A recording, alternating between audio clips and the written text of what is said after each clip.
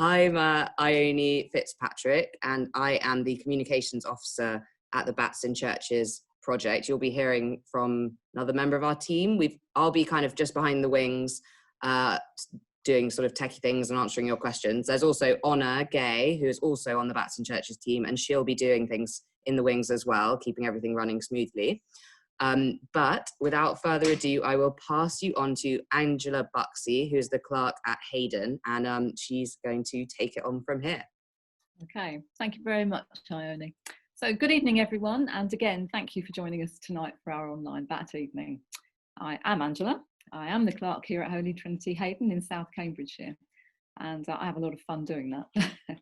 Tonight, we plan to inform, educate and entertain you using the skills of our Bats in Churches team workers, alongside video footage and photographs to illustrate our session. But first, a little bit about background of the project, which we are delighted to be part of.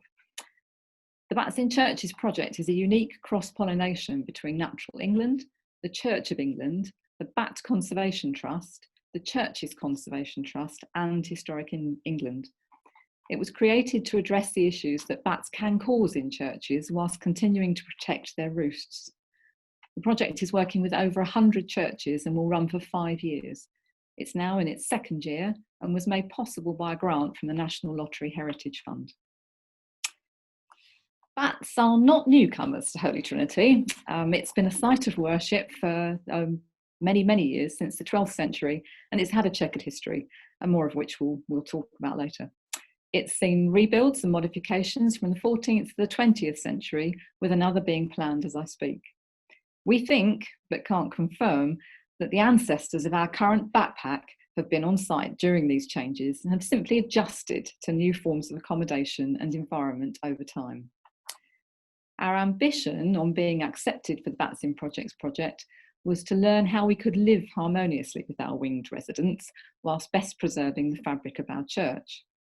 Over the last 2 years, we've been surveyed, attended seminars, held open evenings, and generally stepped up our understanding of our cohabitees. We've learnt how to clean the church and its artefacts without harming either bat or church, and come to understand why we should value and protect both equally. As a result, we remain happy to cohabit, but hope to encourage our winged congregation to move to a custom-made bat roost and nursery in our meeting room, kitchen and toilet extension, as and when funds permit the start of such works. And of course, along the way, we've become great friends with the project team, all of whom are represented here tonight. We can't thank them enough for their time, expertise, encouragement and friendship. Tonight you'll hear from Rachel Arnold, the Bats in Churches Heritage Advisor, who will take you on a tour of our church and show you what and why we in the Bats treasure our building. You'll also hear from Phil, and I'm sorry to say this, but I've just lost my last piece of paper. You'll also hear from Phil Parker, who's our expert in all things bat, and he will show you footage as well of our bats flying and enjoying themselves greatly. And last but by no means least, we'll then hand back to Ione for the dreaded questions. So thank you very much, everyone, and over to Rachel.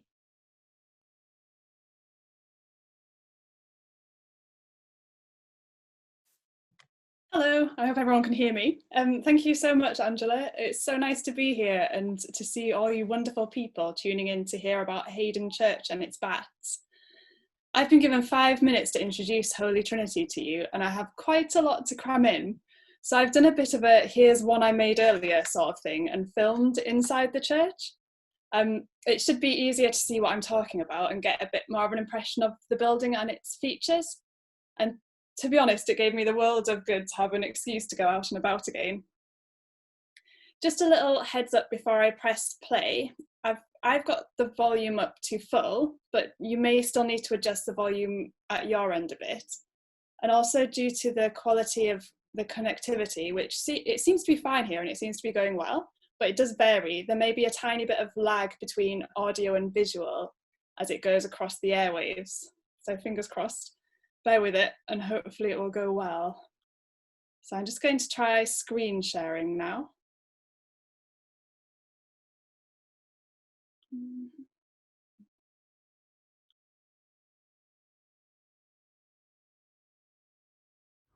Hello and welcome to sunny Cambridgeshire.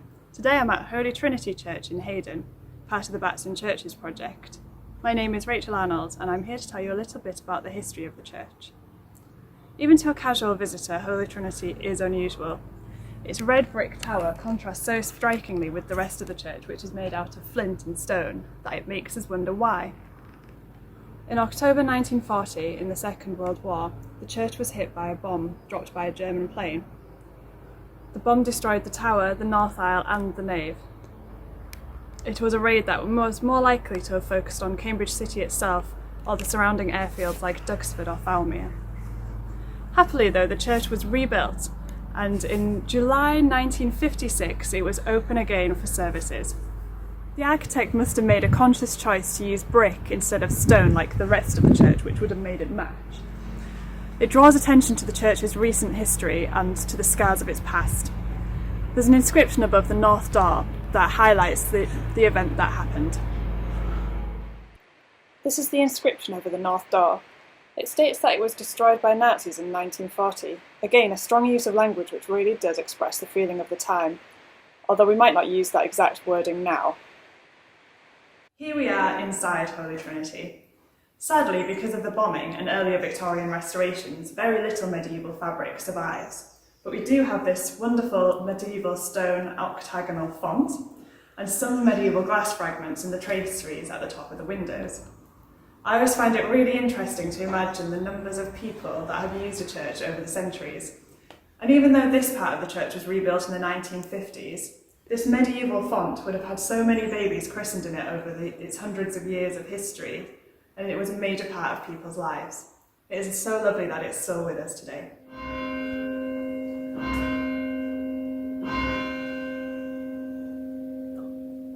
We're in the chancel now. All of the furnishings in this area are Victorian and were designed in 1965-6 by Gothic Revival architect Joseph Clark. This reredos is exceptionally pretty. The floral carving is made from alabaster and has lovely little details of birds. The detached shafts frame mosaics which are made from gilded and coloured glass. They depict climbing vines with grapes, and in the centre is a sunburst behind the altar cross. Stained glass is a beautiful addition to any church, and Holy Trinity is no exception.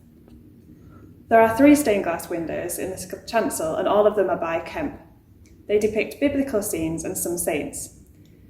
Here in the centre of the east window is a crucifixion, and beneath that are some scenes leading up to the crucifixion. On the left is St. Peter turning his back on Christ when the cockerel crowed, something that Christ predicted at the Last Supper. In other windows are saints. I really like the St. Francis, who is the patron saint of animals, merchants and ecologists. So he is often depicted with animals and birds. Here he is with a small bird on his shoulder and 2 doves by his feet. Charles E. McKemp was one of the most prolific and highest quality stained glass artists of the late Victorian period, and his firm continued into the early 20th century. The workshop made at least 4,000 windows across the country. They were active between 1866 to 1934, so almost 70 years, and the company was always called C.E. Kemp & Co. But after Kemp died in 1907, his cousin Walter Tower took over managing the firm, and from this period onwards, the windows are often said to be by Kemp & Tower. A look at the logos for the company shows us why. In the east window there is a wheat sheaf, the logo used by Kemp throughout his 40 years making stained glass. And after his cousin took over, a black tower was superimposed over this icon, which we can see in the 2 windows on the south of the chancel, just here. This is the organ, and it plays a key part in any church service. We don't often think about it a great deal, but pipe organs are actually the most complex and largest musical instruments there are. They work through a mechanism of pipes, stops and keys, and air flows between them to create a sound. This organ is from 1852 and was made by a Victorian firm called J.M. Walker. The case is original, but the mechanism was rebuilt in 1945 by Bevington and Sons, as it says in the inscription just here. This monument in the vestry is dedicated to Susanna James, who died in 1680. She was the daughter of Sir Peter Soame. Soame was Lord of the Manor in Heydon and had royal connections. Interestingly, he had the very great responsibility of holding a towel and basin for James II at his coronation in 1685. What a lucky man. This monument to Susanna is a beautifully ornate cartouche with floral carvings and angels.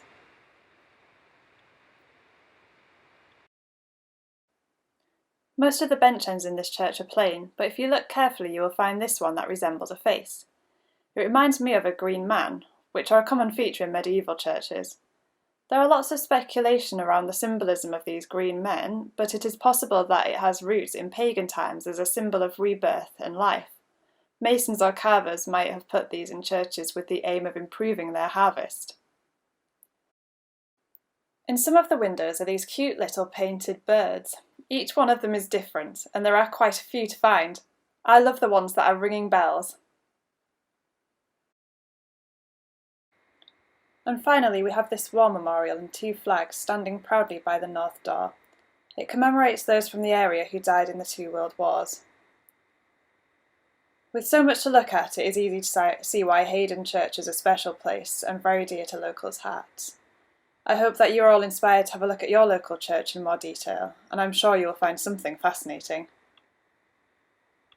So, we've looked at some of the fascinating history of the church and seen some of the artefacts it's home to. But the church is also home to bats, who fly around inside the building and make a mess. The local people who care for the church certainly have their work cut out cleaning up after them, but the main problem is the effect that the droppings from the urine has on the surfaces of historical objects. The urine causes staining, like white spots here that can be seen here on the tiled floor, and also chemical reactions in metalwork which creates blue spots, amongst many other things.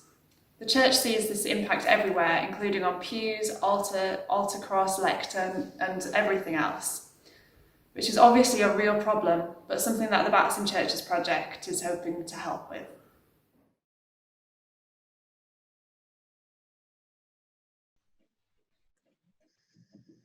Okay, so that was Holy Trinity, but the other main reason that we are here today is to talk about bats. So now I'm going to hand over to Phil Parker, who's going to tell us all about the bats who live in Heydon Church and how wonderful they are.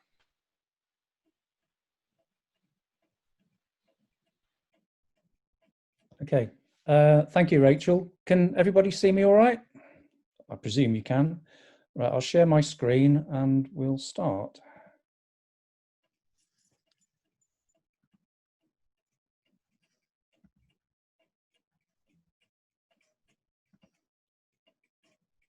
Okay, is that clear to everyone? Brilliant. Okay. Well, this is a bit unusual for me because we've done over 50 bat nights at different churches, mostly in Norfolk, where I'm based, but we also did one at Heydon last year, which we'll tell you a little bit about later. And it's a fantastic thing to do a bat night in a church because you're pretty much guaranteed to see loads and loads of bats flying around, which is why people are there. So to try and do it online is a little bit unusual. So we're going to have to rely on lots of videos and things to sort of illustrate what has been happening. Now this talk is sort of split into several parts. First, I noticed there's several bat working people on the at the meeting, but I'm assuming that a lot of you are not going to know too much about bats, so there's going to be a bit of an introduction to start off with. Then we're going to look at why bats actually use churches, or why we think they use churches, and why or how they're using the church at Heydon, and sort of give you lots of examples.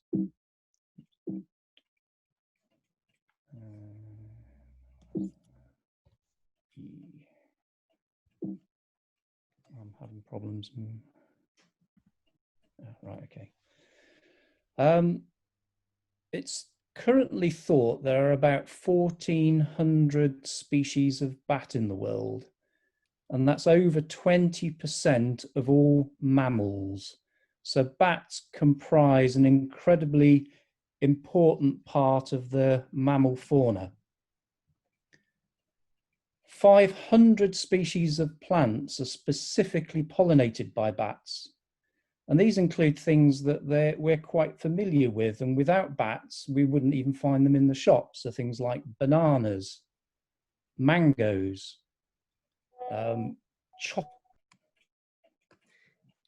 Phil's just frozen slightly, but hopefully he'll be back in a second. I'm back, Ernie. If you want to share your screen again. Do that again. I don't know quite what happened there. Well, such is Zoom. Yeah. Okay, so bats are critical in dispersing seeds. So they eat fruit in rainforests and fly great distances, and they deposit the seeds in little fertilizer packets of droppings. And without bats, we wouldn't have a lot of the rainforest trees that we're unfortunately seem to be losing a lot of. But 70% of bats actually insects. And without bats feeding on these insects, a lot more damage would be done to crops. And it's been estimated in America that bats save the American farming industry $3 billion a year. So it's quite incredible. And bats, even our small pipistrelles, can eat huge numbers of insects. And in fact, someone has calculated, and I don't know how they did it, but a pipistrelle can eat 3,000 mosquitoes a night. So you imagine what life would be without bats hoovering up all these biting insects.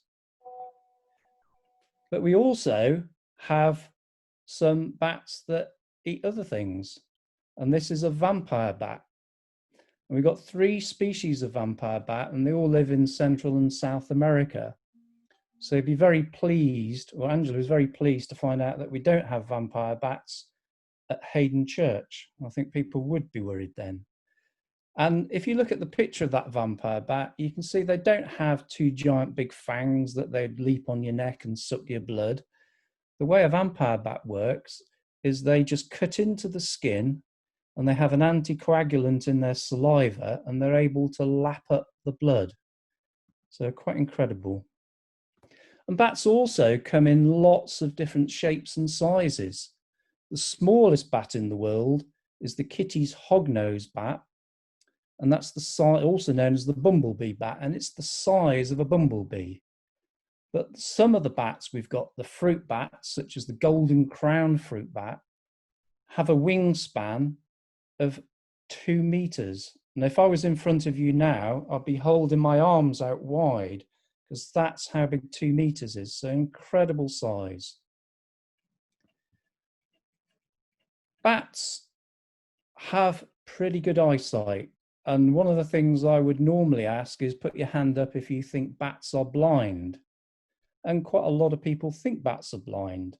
And even our kids, when they were at school, their science teacher told them that bats were blind, and they took great pleasure in putting them right. Bats have pretty good eyesight, and quite often we'll see bats flying around, not having to use things like echolocation.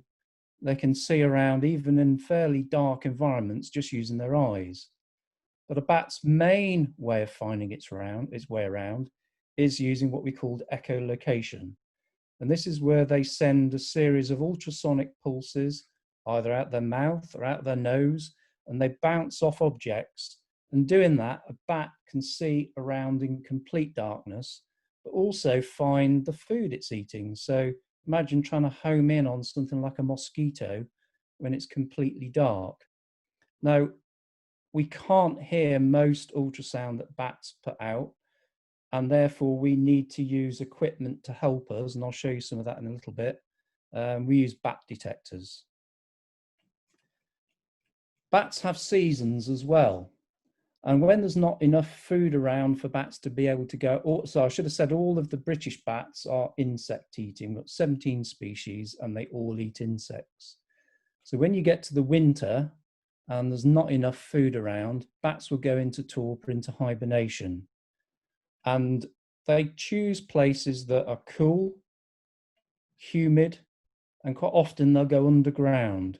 So places like caves ice houses, in Norfolk, lime kilns, tunnels. Interestingly, we don't find lots of pipistrelles in hibernation sites, so they seem to have a completely different strategy. Once we get through to the summer, so springtime, the bats emerge and they start to form their roosts, their summer roosts. Male bats generally live in small bachelor groups or on their own, but the female bats gather together in what we call a maternity roost. And this is where they will give birth to their single young.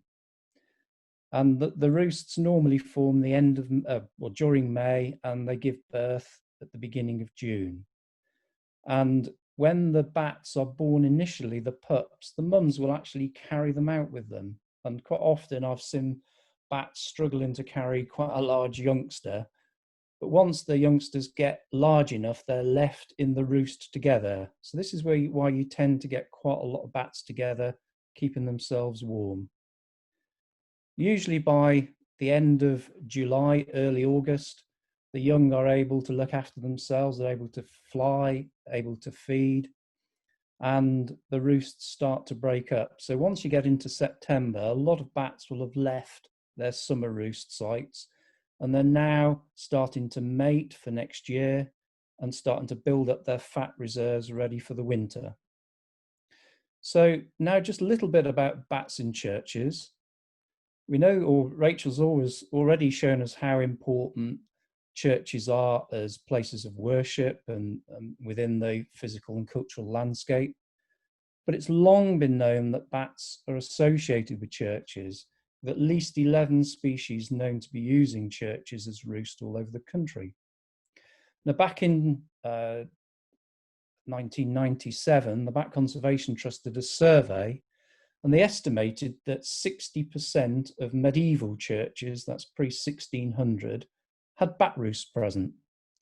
And as I'll sort of explain to you in a little bit, that doesn't hold true in East Anglia. In East Anglia, it's a much higher proportion of churches have bats. And there is some evidence to suggest that bat populations have been going up in churches since the Second World War. And in some cases, this is true for some species. Other species, we've seen a decline. And they also identified 4 features within a church, as I'll show you a bit more about in a minute, that might attract bats. So what the roof is made of, what the walls are made of, where in the country the church is located. And as I just said, East Anglia seems to have more bats in the churches than other parts of the country, and how much building development there is around a church. So a church in the middle of a city where there's lots of light, noise and disturbance is much less likely to have bats than the church in the countryside, like Heydon. So what are the issues of bats in churches? We've now got a reducing congregation of people going to church. Certainly some of the churches in Norfolk, where I'm based, might only have a congregation of 3 or 4 people every few weeks. So therefore, when you've got lots of bats using the church, this can add to the problems that a congregation has looking after that church. And it can also affect if you're having to carry out repair works. So the works might have to be timed to periods when the bats aren't there. Other issues about bats in churches, I mean, it's long been known that there have been churches that have been deemed to have problems, and there's been lots of movements to try and get bats out of churches. The movement against bats in churches in 1992, ongoing press reports, and what seems to be keep coming around in Parliament, the Bat Habitat Regulation Bill. And this is to remove all protection of bats in places of worship. And as I'll show you in a little bit, some churches have also tried to carry out their own mitigation in the past. Now, what I'm going to show you now is based on the churches that I've surveyed in East Anglia. A vast proportion of them are in Norfolk, and I've actually surveyed over 300 churches in Norfolk now. That still isn't 50% of the churches, so we've still got a little bit to go. But in Norfolk, we've recorded 8 species of bats used in the churches. The bottom 3 with Daubenton's, whiskered and barbastelle, just in small numbers, but the top 5, sorry, common pipistrelle, soprano pipistrelle, long-eared, natras and serotine, we get in good numbers. So what do these bats look like? So this is a common pipistrelle bat, and we've recorded them in 84% of the churches we've surveyed, and they're the smallest bat we have. And until probably about 20 years ago, it was only thought that we had one species of pipistrelle in the country, and all the pipistrelles were known as common pipistrelles. And they started to find that some of the pipistrelle roosts, the bats looked decidedly different to bats in other roosts. And they had quite dark faces like this one here. And they got the nickname of the bandit pipistrelle. And they started to think, well, could this actually be 2 different species of pipistrelles that we've got? So using DNA and looking at the calls and things like that, they realized that we have this one, the common pipistrelle, and on a bat detector, if this works, this is what the common pipistrelle sounds like. These are the series of pulses that the bat sends out. And this is a bat detector. Those of you who know anything about bat detectors, tuned to 45 kilohertz. And the second pipistrelle they found was the soprano pipistrelle. And normally at the bat night, I'd now be asking people to guess whether a soprano pipistrelle calls are at higher or a lower frequency than a common pipistrelle, but I'm going to have to tell you, unfortunately, and it's a higher frequency. So this is what a soprano pipistrelle sounds like with a bat detector still tuned to 45 kilohertz. You hear it's a sort of slightly higher pitch, and those little clicks that you hear are social calls. This is bats communicating with each other. So those are the 2 most common species of bats that you'll find in a church. The third one is this, which is the brown long-eared. And this is the bat that we find most frequently at Heydon Church. It is your proverbial bat in the belfry. So if you're going to find bats in a church tower or belfry, often it will be the long-eared. And if you're wanting to show someone a bat and try and make them love them, really the long-eared is the bat to show people. It is so cute looking. And it's also got the nickname of the whispering bat. And this is what a long-eared's ultrasound sounds like, and it's very, very quiet. Hopefully you can hear it. Now it's called the whispering bat because unlike the pipistrelles, which are feeding on mosquitoes, the long-eared is feeding on moths. And moths are very clever, and they've developed the ability to hear the ultrasound that the long-eared send out. So to counteract that, the long-eared bats have made their ultrasound extremely quiet, but they still need to be hearing it bouncing back off the moths. So this is why they've got these ridiculously long ears. And if you don't believe me from that picture that they're cute, just have a look at this little video. They are just such cute bats.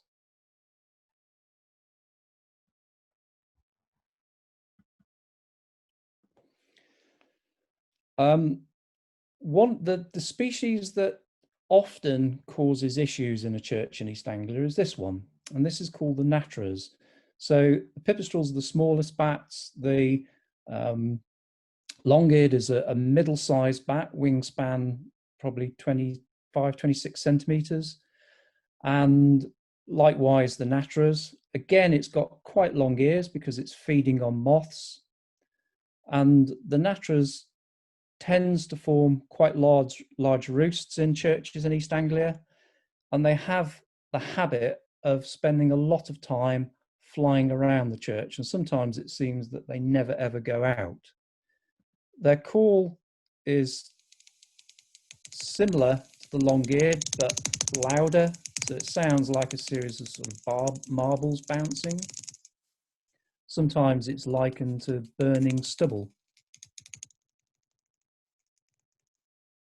And we've had one natterers only at Heydon Church. And then my favourite bat, I think it looks like a bit like a teddy bear. This is the serotine. And the serotine is a bat that is more probably associated with southern counties, Kent, places like that. But we're finding they're spreading northwards. And certainly in Norfolk now, 30% of the churches we see have got colonies of serotine, and we're now starting to find maternity roosts as well. My favourite bat, because it's massive, wingspan probably about 30 centimetres. I remember going to a church once and we had pipistrelles came out first, then the natterers came out, then the serotine came out, and the church warden goes, "That's what I call a bat." Yeah, really, really incredible. And they've got like quite a clappy kind of sound. So, and we've had just one serotine at Heydon Church.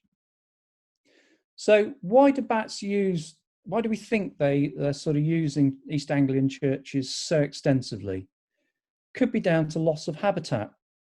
So in East Anglia, we don't tend to have lots of sort of ancient woodlands like you might have in other parts of the country. And where we do have old trees that bats might use, a lot of these bats would roost in trees. They tend to be controlled, cut down if they're deemed to be a health and safety risk. We see lots of barn conversions, particularly in Norfolk and Suffolk. And previously, some of these may have been used by bats. But the reason I think is that our churches are probably the most important building in the landscape. This is up on the Norfolk coast, Salthouse Church, but they're incredibly large buildings, and the bats will have known about them probably ever since they were built. But also the churchyards can be really important, not just for bats, for other animals as well. And a lot of churchyards are now being managed for nature conservation, and this can attract insects that the bats can feed on. So how do bats use churches? So this is a picture of Heydon Church, and just in case you didn't know what it looked like from the outside. And one of the main places that a bat will roost within a church is within the roof. And here we have a church roof in Norfolk, and here we've got sort of 500-600-year-old medieval timbers with hundreds and hundreds of mortise joints and open cavities that bats can get into. So from a bat perspective, a roof like that is an ancient woodland.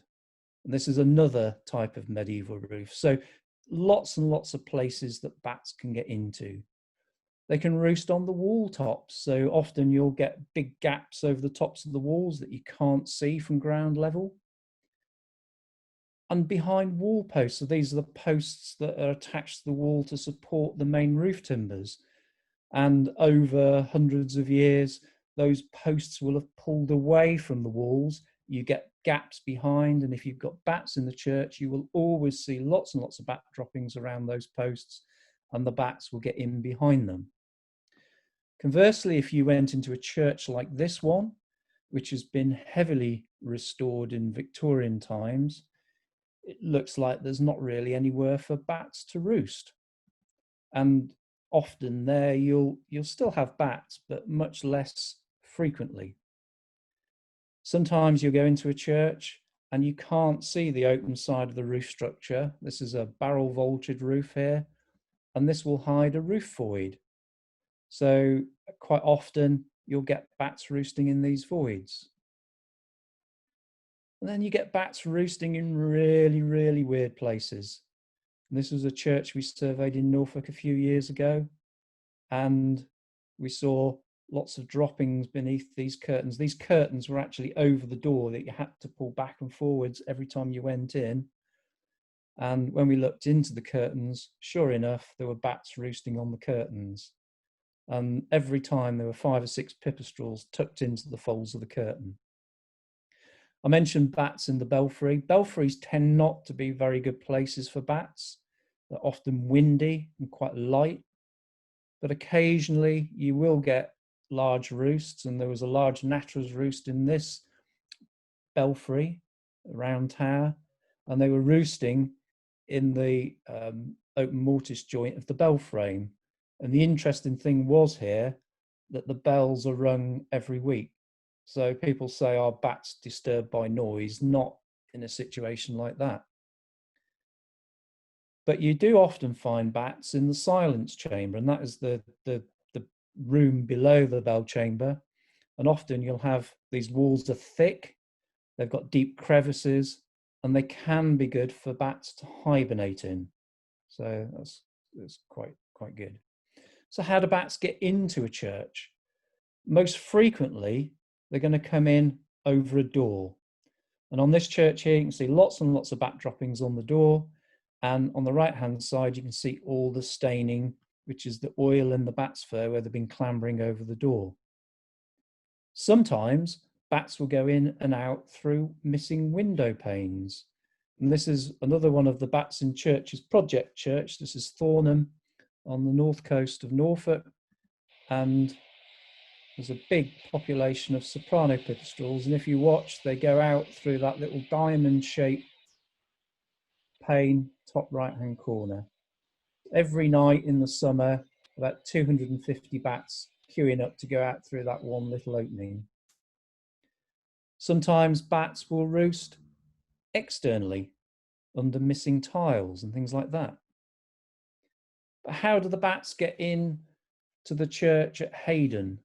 And they come in under the eaves of the chancel, both sides of the eaves, and there are gaps by the side of some of the timbers where the bats can crawl through. So this is just 3 of the identified locations on the south side of the chancel.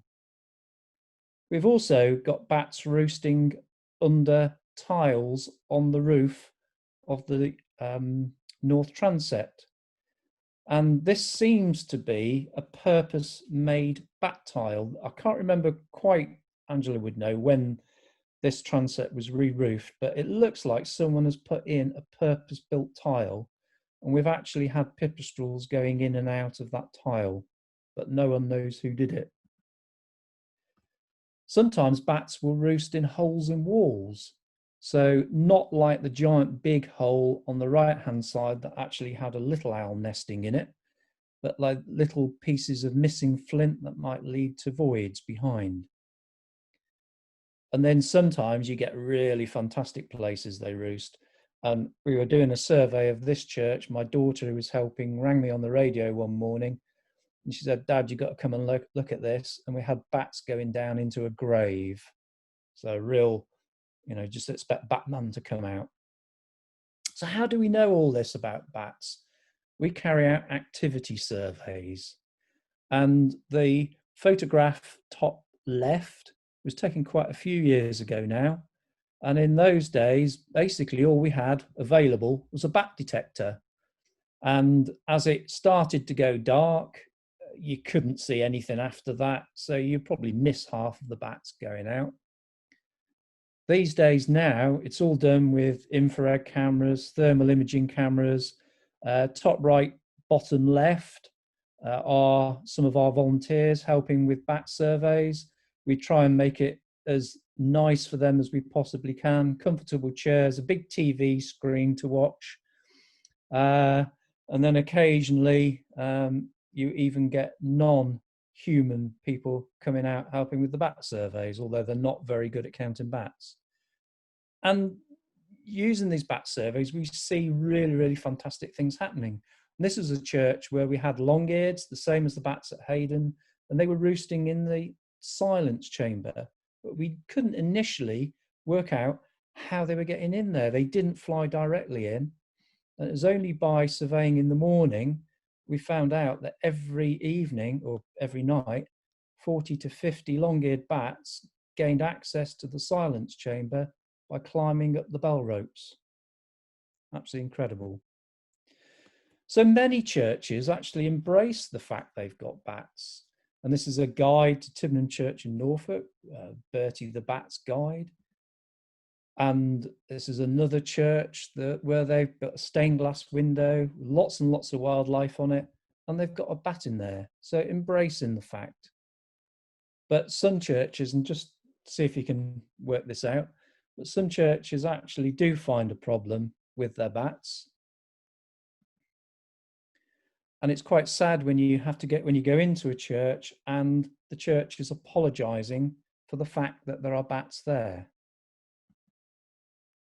But we have to accept that bats can cause issues for churches. So this is the carpet in the chancel at Heydon Church, and this is a sort of collection of bat droppings and a few moth wings from where they've been feeding scattered across the carpet. So obviously makes cleaning difficult. And you get bat droppings falling on the altar, which is obviously quite an important part of the church. But other churches are impacted more significantly.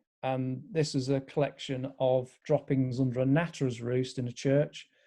And when I first went to this church, I said to the church warden, "That's an impressive pile of bat droppings. How long's the sheep been down?" And he said, "Yesterday afternoon." So that's just the droppings falling out of the roost overnight.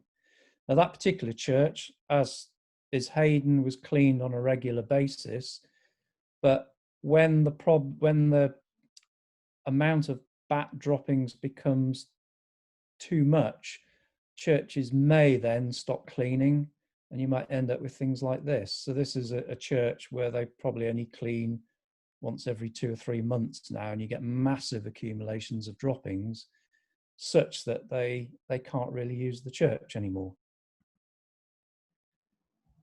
You'll also get lots and lots of bat droppings on the wall, and that sort of tells you a bit sometimes about where the bats are roosting and how they're accessing. So this is long-eared droppings on the wall close to where the bats access out of Heydon Church. But where you get lots more bats going out, you can get much bigger, significant piles of droppings on the walls. And as Rachel said earlier, the urine can affect pews and the polish on pews. And this is the organ at Heydon, and you can see damage to the organ pipes caused by the bat urine. And this is another church, bit more obvious on the organ pipes there.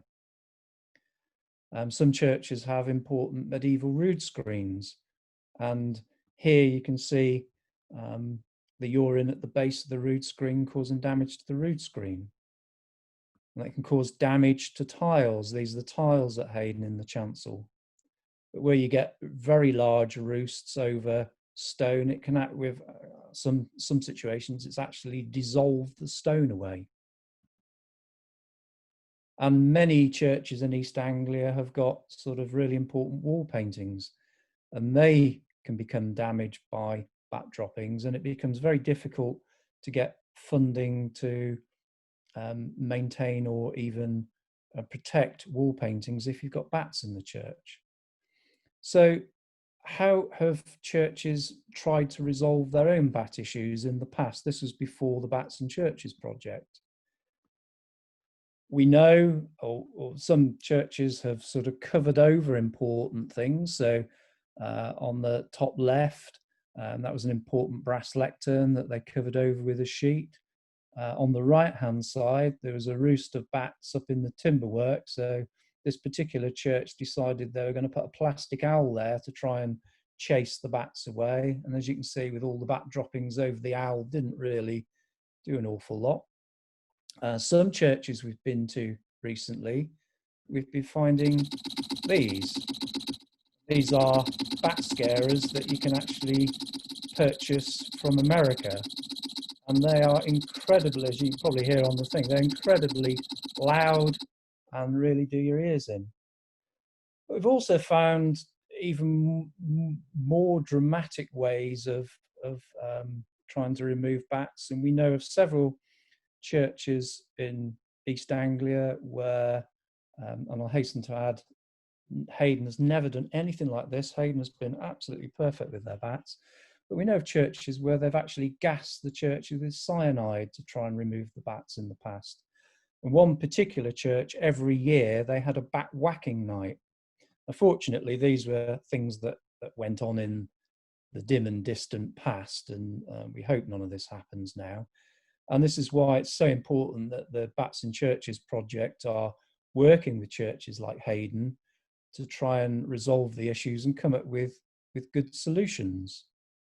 So just a little bit about how the bats are used in Heydon Church. So this is in the nave looking down towards the chancel. And I won't expect you to read this, but it just gives you an idea of all the different places the bats were coming out and what we were getting on each of the surveys. But looking on pictures and the videos, so this is, as I said, the main species we've got at Heydon is long-eared, brown long-eared, and we've got up to about 30 bats at the peak of the season. So it's not a massive roost, but the long-eareds, as you can see here, spend a lot of time flying around. And while they're flying around, they're depositing droppings and urine. And during our surveys, we found out that they're only accessing the chancel and the north transept, but in several different locations. So those red circles are where the access points were. And one of the main locations was in the northeast corner of the chancel, and that's why all the droppings you can find on the wall. And then when you look on the outside, on the north side of the chancel, basically what they're doing is coming through gaps that were by the side of the rafters. So where were the bats roosting? Well, they roost in several different places. And later on in the summer, the bats moved into the nave and the aisles. But during the middle of the breeding season, they were actually roosting behind a gap where this green circle is. And this little video here is a slow motion, and you can just see, I'm pointing, but you actually can't see where I'm pointing at. But if you can see where the timber comes up from the bottom left and then it hits the timber that's going vertically, and there's a small little hole there. And this is a slow motion video. And that's where the bats were going into their roost. So they're roosting behind those boards. And I'll say like 30 bats going in that tiny little hole. But during the night, as well as flying around, the bats would perch up on the ridge in several clusters. And sometimes they didn't seem to do an awful lot. They'd just sort of sit there quietly. And then other times they'd be a little bit more active. But you get several of these clusters hanging up near the ridge. So after we had discovered all this about the bats, we decided that we were going to do a bat night at the church last year, and it was pretty well attended. And I just remember now we got lots of wine as well, which was really, really nice. And during the bat night, everything was very, very atmospheric. And we set up cameras looking into the chancel, because obviously the bats are only going to fly around when it's dark. So we need to observe them using the infrared cameras, and then we can display those images for people to see on a screen. So here, the big screen is looking at a cluster of bats hanging up on the roof, and then the smaller screen was actually looking behind us, so you could see the bats flying around the nave roof. I think it was Angela made these biscuits, but this was not long into the evening and they disappeared quite rapidly, and delicious they were. And we always do lots of crafty things for the kids, because we try and make these real events for families. So batty crafts with prizes, which went down really well. And people were enthralled to just be able to see the bats going about their day-to-day business. Here we've got a couple of long-eareds, keeping their wings clean and things like that. And I do recall during the evening, someone was commenting that it was pre-watershed because some of the bats were getting up to what bats might do. But it was really cool. And this, I mentioned the largest bat we've got in the church, which is the Serotine. And this particular Serotine, he'd been out and it was raining, and he'd come back and he'd obviously got a bit tired, and he had a big yawn before he settled down. So what ideas have we got for trying to sort of encourage the bats to use Heydon Church in a different way? So one of the things the PCC are going to do is they're going to put lots of bat boxes up around the church, and long-eareds will use boxes like this, but particularly pipistrelles and things like that. But the main thing, and that's just a box showing some pipistrelles within it, but the main thing that we're looking at, because of the way the long-eareds are using the church at Heydon, their main roost and their main access is all in the chancel. So it's actually quite difficult to contain the bats into a existing part of the church and still allow them to have access. So what we are planning is, if and when the church community building gets the go-ahead, to actually build a bat roost into the loft of that building.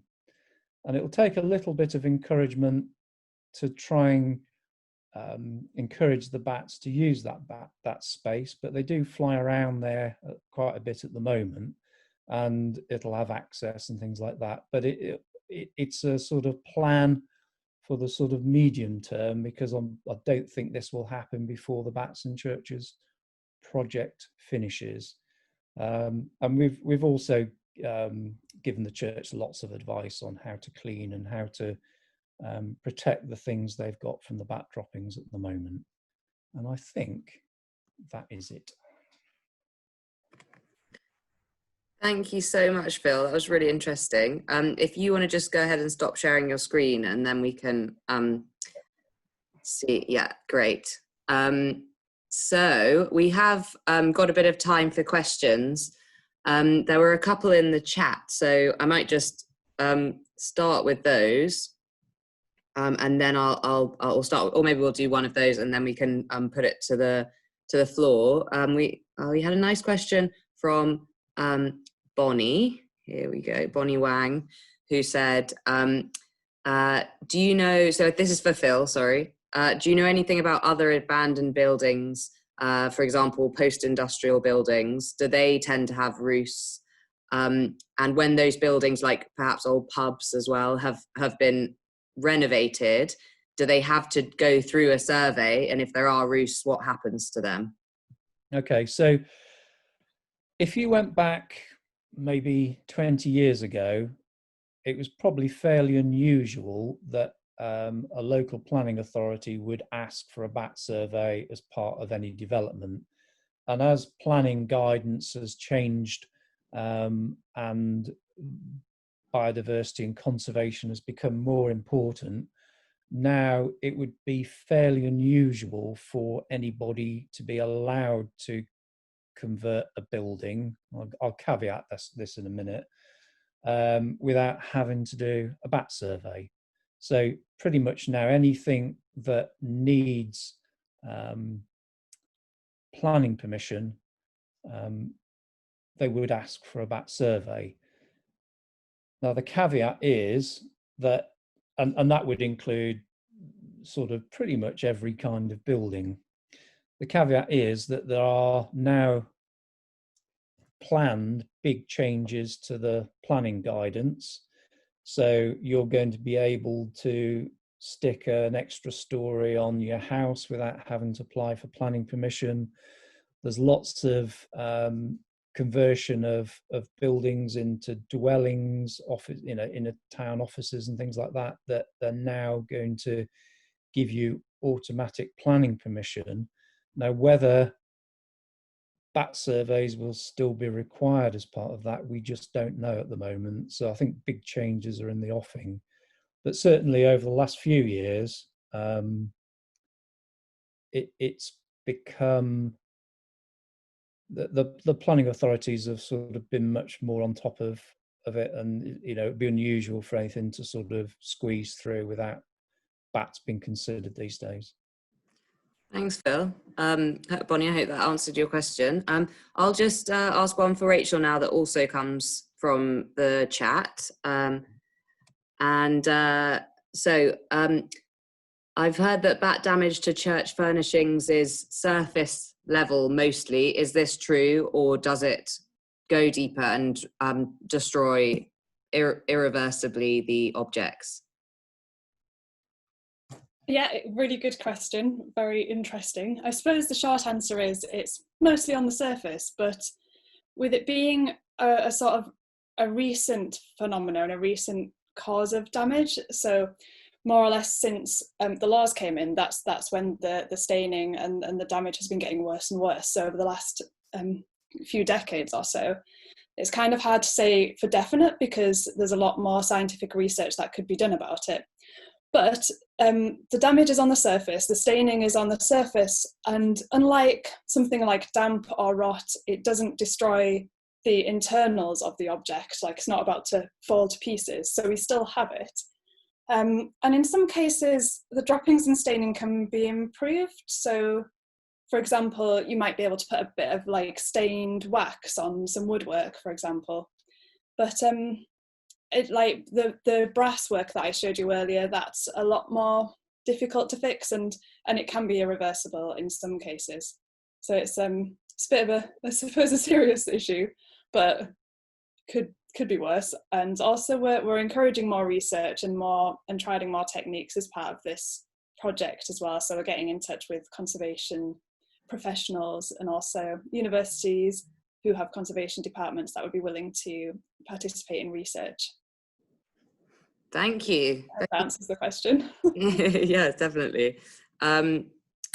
So there's does anyone we're going to try out doing the reactions button, which let's see how smoothly this goes, but does anybody want to ask a question live? I'm kind of flicking, I have to flick through the pages, but if anyone can say in the chat if they wanted to ask a question live, they can do that. I can't see any hands, but if I'm missing your hand, please do just write in the chat, I want to ask a question. But there's a question for Angela as well, which was about your kind of, I guess, your emotional journey to do with the bats. Have you felt like you feel positively towards the bats, or was it different initially and then you've come to embrace them later on when you started to know more about it? Or could you tell us a bit about your relationship with the bats and how that's changed over time? Sure.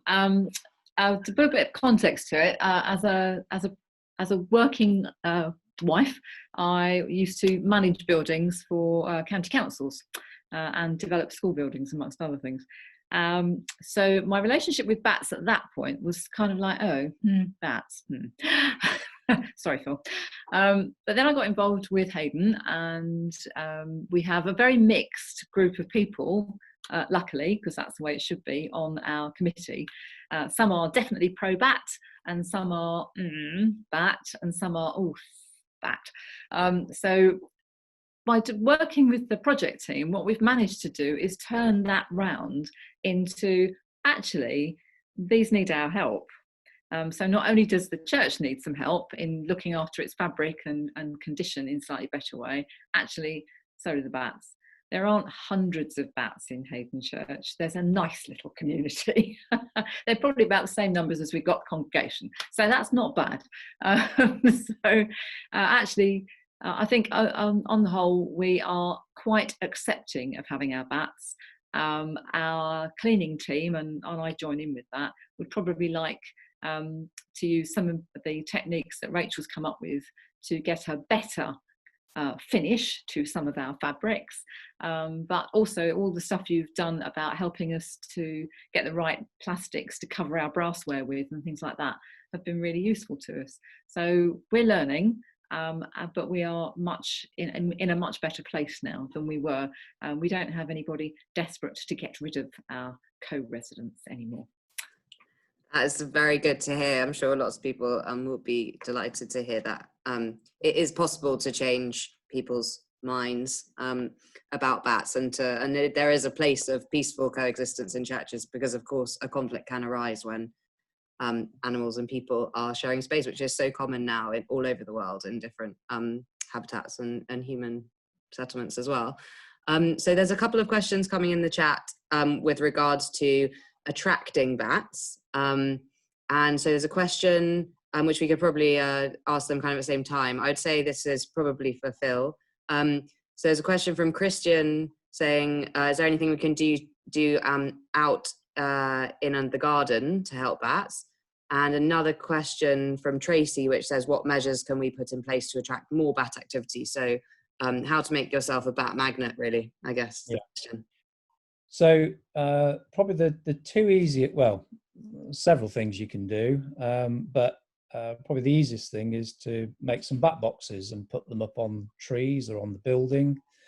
The bat boxes that we make are a Kent bat box design, and there are some instructions that you can download off the Bat Conservation Trust website showing you how to make those. And we find that if you've got lots of bats in the area, they do get adopted very, very quickly sometimes. So that's a good thing to do. If you have a pond, that will attract, whether you want them for sitting out in the garden, but that's going to attract things like mosquitoes and stuff like that the bats will come in and feed on. And also you can plant flowers that attract moths and other nighttime insects. And again, you can go onto the Bat Conservation Trust website, and there's a list of plants that you can download that are good for attracting insects that bats will feed on. So it's all about, I suppose, providing them with places to live and providing them with something to eat. And the more you can do that, and also limit how much light you've got as well, because bats and light don't really get on. So make it garden dark, bat boxes, and some good planting. Great, thank you, Phil. So we've got a live question now from Albert Noland. I'm just going to ask you to unmute. Oh, I think you have done that. So yes, absolutely. Albert, ask away. Dude, Phil, can you hear me there? I can indeed, yeah. Yeah, love the presentation. I'm involved in bat groups in Ireland, so we'd love to see something rolled out like you're doing bats in churches. It sounds absolutely fantastic. Just a question, we came across it before in a lot of places where there's alarms, and the bats going in and out are setting off the alarms, and the people who are have the keys have constantly to get up and go in and check its bats and go back to bed again and get up again. Have you any ideas as to how you could deal with that? It's been a common occurrence we've come across in a lot of tiny towns groups, bats setting off alarms. Yeah, well, in Norfolk, and I guess lots of places in the country now, there have been lots and lots of lead thefts. And there have been a number of grants made available to actually get alarms put on the roofs of churches. Mm. And speaking to the alarm people, it's all about the sensitivity that because they work on sort of little like laser beams and stuff like the infrared beams. It's the sensitivity of the beams. So you want them sensitive enough that they're going to get set off if a person goes on a roof, but you don't want them too sensitive that they're going to get set off by moths and bats. So I think it's probably a little bit of tweaking and the sensitivity of their sensors is what they need to do. But interestingly, I had a call out, because I'm a volunteer roost visitor as well, and I had a call out to a house once, and their burglar alarm kept getting set off every night. And when we went to look and we took the case off the burglar alarm box, there was a bat roosting actually in the box, and it was shorting across it didn't do the bat any harm, but every night when it came back in, it shorted across the terminals and set the alarm off. So in the end, what we did is they put another alarm up, and then we left that one for the bats to sort of continue to roost in. So yeah, but I think sensitivity of the sensors is what they need to look at. Okay, thanks, Phil. Okay. So we've got another question. We've still got time for a few more questions, so keep them coming. Thank you to everyone so far who's asked questions. More live ones would be fun if anyone's up for it. So just say in the chat if you'd like to ask a question. So there's a question from Jenna, which is kind of for Phil and for Angela, I suppose, which says, would a cavity in churches not attract more bats and potentially increase populations, which would of course be great for bat conservation efforts, but might not be welcomed by church staff potentially? So I don't know if maybe Phil and Angela. Yeah, I can give you an example of where that has happened. And again, that is one of the Bats and Churches project churches. And that is at Gayton near King's Lynn. And I did notice that the architect is in on the meeting as well. So hello, David. And we used to, before we did some re-roofing works of Gayton Church a few years ago, there were about 70 or 80 common pipistrelles using the church. And they were accessing through a crack in a wall. And this had to be dismantled and rebuilt as part of the works. And at that time, we took the opportunity of building in a bat box into the wall top that the bats could access, but gave us the option later on of actually blocking the access into the church. And we also built a slot under the ridge as another alternative. And basically what's happened is that the common pipistrelles that were roosting in the church have now moved to the outside of the church, and they're roosting under the slot on the ridge, and there's the same number that there has always been. But the bat box that we put in has actually been taken over by a colony of soprano pipistrelles. And we never, before the works were done, we never had soprano pipistrelle in the church. Now we've got over 500, but they're actually roosting in the box and don't come into the church.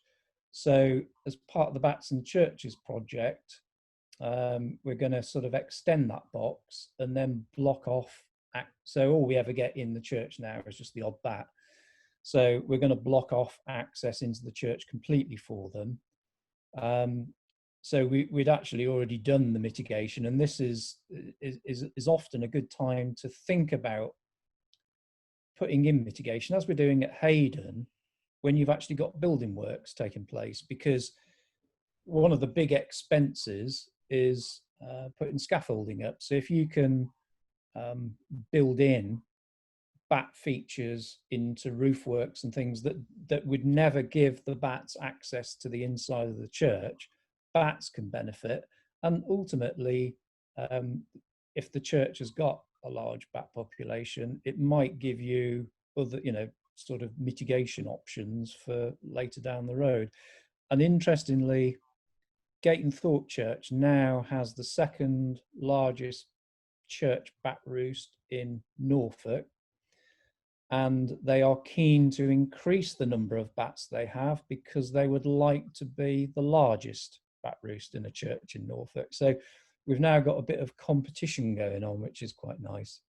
But that is only because they're not getting a lot of impact anymore inside the church. So that's where the projects work really well. Everything's benefited. Yeah. So, yeah, sorry, I was going to say, yeah, Angela, what would you feel like if the bat population did expand with the ridge cavity? Well, our plan is very much as Phil described, which is to provide an alternative, either in the bat roosts or in what we're calling the bat nursery, and encourage them out of the church, and, if you like, manage where they are rather than let them have free fall where air. Yeah. Okay, so that's really what we're attempting to do, and the fact that we may end up with a few more, we don't believe is going to be too great an issue, as long as we can manage to fill those crevices and keep those roof trusses nice and tight, so that nobody goes back into the old playground. Definitely, it makes a lot of sense. Can I just say only that, I mean, one of the really great things about the Bats and Churches project, because it's a 5-year project, it's actually given us plenty of time to allow the bats to get used to the mitigation we're putting in. So it's not like a case of put your mitigation in and then block off their access into the church almost immediately. Oh, no. We can give them a couple of years to actually start to find it and start to use it, which is, you know, it's just such a good thing to be able to work on a long-term project like that. Yeah, totally understood. We know it's not a turn the tap off job. Phil, there's one slightly more technical question as well, which we could probably, unless anyone else has any questions, because this is going to be the last one, unless anyone wants to jot one down or say one themselves in the chat. But there's one from Ian here which says, what dimensions are you looking at for this viable ridge cavity? I think. Oh, so the loft, yeah. So yeah. The loft is sort of, or the roof void is largely dictated by the space that we've got available over the room, and we've had to sort of amend the design of it to get as much as we can. So I think it's about 4.5 meters long at its fullest, at the full height, about 2.5 meters to the ridge, and about 4 meters wide.